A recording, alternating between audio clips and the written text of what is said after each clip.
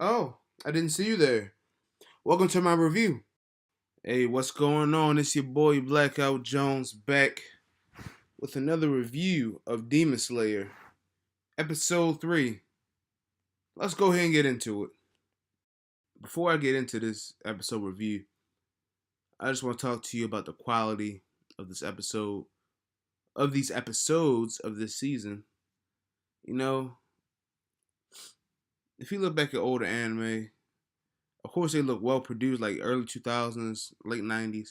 Of course they look well produced for that time period. If you when you were in that time period, like most of y'all probably were. But I don't know if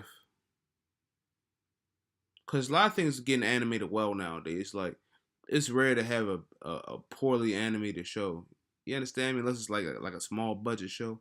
But typically things are well animated. But I don't know whether to attribute the quality of this show to just animation being quality in general across the field, or if this show really, or the production house really just takes their time with this series, because this show looks like a goddamn movie. It seems like they just made a movie of this series, and they decided, no, I'm just gonna go ahead and break it down to episodes because the narration, the scenes, everything is just perfect. I mean, it's really fucking good. It's a high quality series. It's up there. I rate this series highly for this season. So 3 starts off with a nice backstory. We see that we don't know who the leader of the Demon Slayers Corps is. They're not recognized by the government.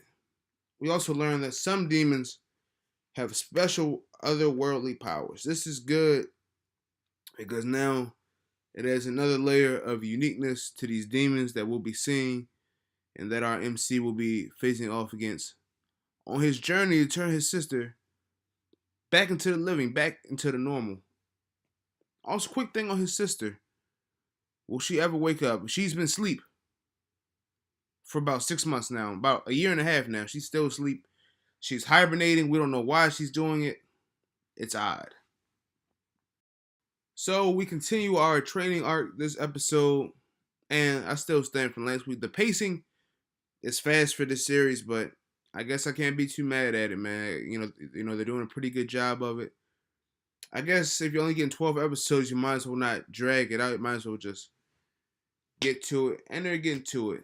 And like I said with the training from last week, like there were a couple exercises in there that was looking pretty lethal, and it was confirmed. They had knives going right past his head. I'm like, he's really trying to kill this young man.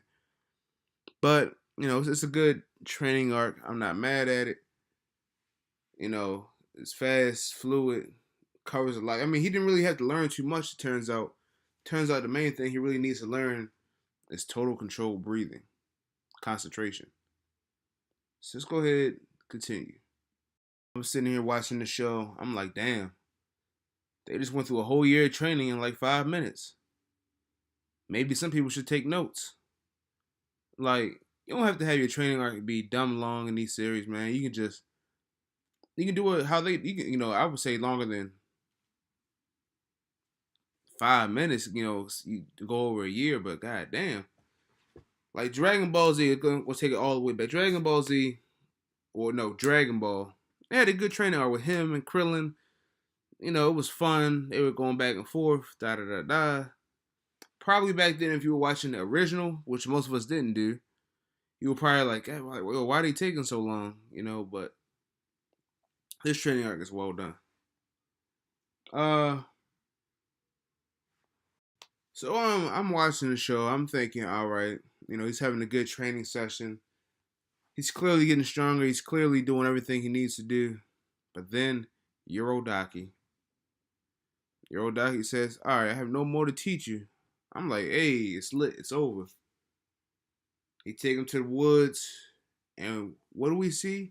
A big fat ass boulder. I mean, like, bruh. Then he put rope around the boulder for some reason.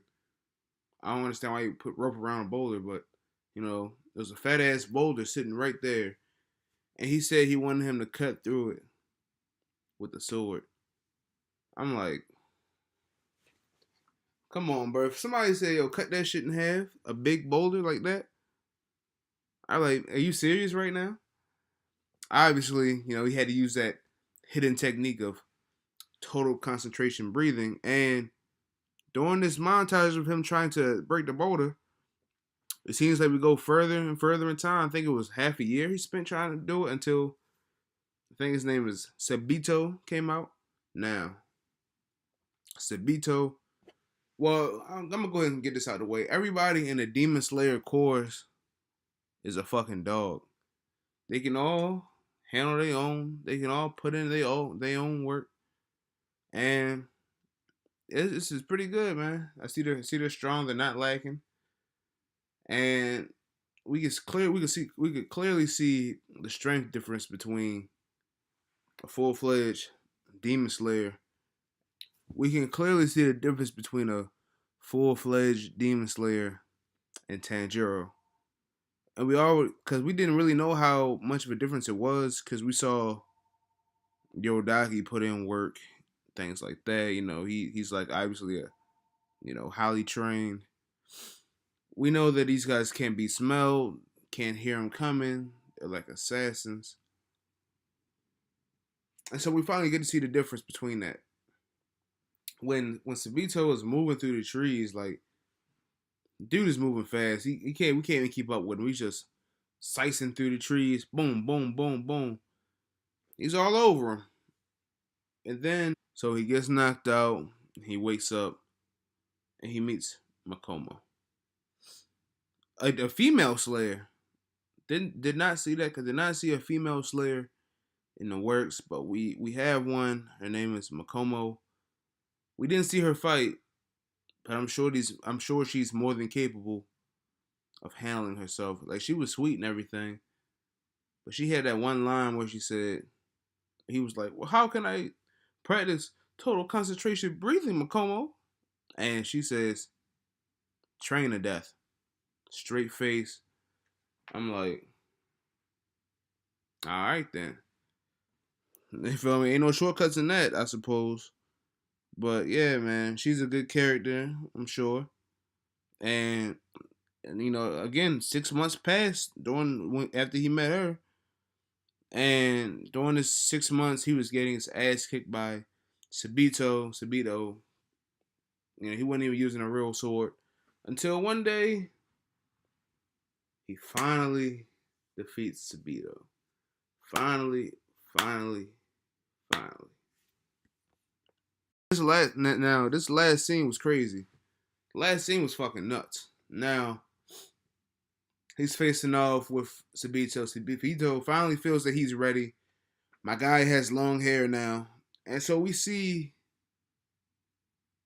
them fight. They go straight at each other. Tanjiro slices his mask right down the middle. Now, comes to find out, he slices the boulder in half, and not his mask. Very interesting scene. Myself, I wouldn't have done a scene like this myself. Cause like I see what they were trying to go for, but it adds a lot of confusion. Anyway, it's like, were they actually there? I suppose they were there, but also he cut his mask, but there was a boulder right there. You feel me? Like, was he imagining things? Was this real? I'm sure. It had to be real though. I ain't gonna lie to you, cause Yorodaki said he wasn't gonna teach him anymore, but he didn't say nobody else was gonna teach him anymore. But I feel as though it was definitely animated well. It was artistically done, but just I don't know, this don't sit right with me. I'd rather he beat him and then use total concentration to break the rock instead of having that shit meshed together. But who am I? I don't produce things. I just make these videos and talk my shit. You know. All right. I'll put my closing thoughts in the beginning this time. Um, Yep. This is Black Jones signing off.